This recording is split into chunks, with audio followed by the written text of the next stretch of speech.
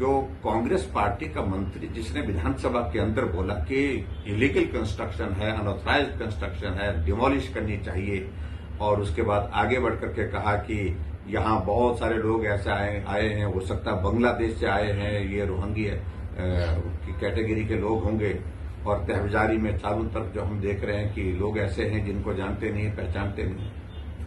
आज press conference कर रहे हैं, भारतीय जनता पार्टी दोषी है। मुझे कहा कि जयराम ने तो जो इनको मदद की है, पैसे मस्जिद बनाने के लिए पैसे दिए।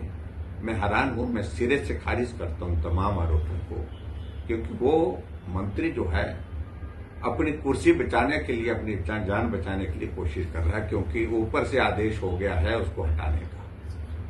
क्योंकि कांग्रेस पार्टी का पूरे देश भर में आपको मालूम है कि किस प्रकार से रहता है, तो उसको हटाने के लिए वो प्रयत्न कर रहे हैं, दबाव पड़ा हुआ है। अब वो कुर्सी बचाने में लगा है, अनाप शनाप बोले जा रहे हैं और किसी पर आरोप लगाए जा रहा है, इसका कोई अर्थ नहीं। लेकिन आज तो मुस्लिम समाज के लोग भी वहां पर कमिश्नर को मिले और उन्होंने इस बात को कहा, खुद ही स्वीकार किया है, जो अनऑथराइज्ड पोर्शन है उसको हम खुद ही तोड़ देंगे।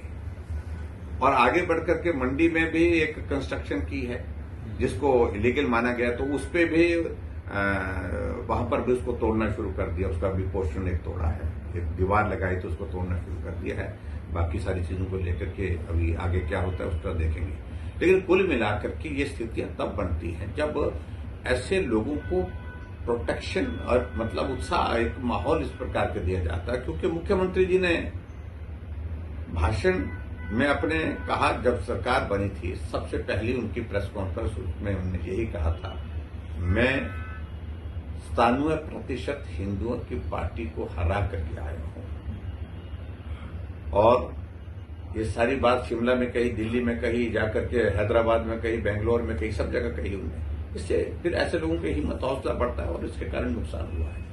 लेकिन कुल मिलाकर के हमने अपील की है सभी समाज सेवक की कि कानून को अपने हाथ में ना ले और इस सारे मामले को लेकर के सरकार कार्रवाई करने की बात कह रही है, तो निश्चित रूप से उम्मीद करते कार्रवाई करेंगे। कल मैं देख रहा हूं कि मुख्यमंत्री ने अब सर्वदलीय बैठक बुलाई है, तो कहीं बाहर जा रहा हूं, लेकिन सर्वदलीय बैठक बुला करके एक माहौल खड़ा करने की कोशिश कि नहीं, मैं उस तरह से नहीं कर रहा हूं। लेकिन जो हालात बन गए हैं, जो बन गए हैं, और मैं सिर्फ इतने कहना चाह रहा हूं कि हिमाचल प्रदेश में भारतीय जनता पार्टी की सरकार थी, तो हमने जो ये स्ट्रीट वेंडर्स होते हैं उसमें हमने एक पॉलिसी बनाई थी, और उसमें बनाने की वजह भी यही थी कि बहुत बड़ी तादाद में बहुत सारे लोग ऐसे दिख रहे थे हिमाचल प्रदेश में जो हिमाचल के रहने वाले नहीं हैं।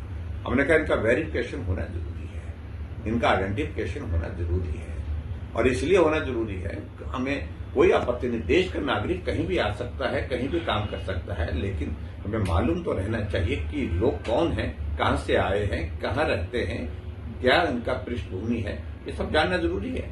वो कांग्रेस ने बंद कर दिया था, अब कह रहे हैं कि अब हम शुरू करेंगे, अब हम शुरू करेंगे, फिर से शुरू करेंगे। मेरे कहने का मतलब यही है कि इस सारे विषय को लेकर के अनावश्यक रूप से कांग्रेस ने हालात ऐसे पैदा कर दिए हिमाचल प्रदेश में जिसकी आवश्यकता नहीं थी।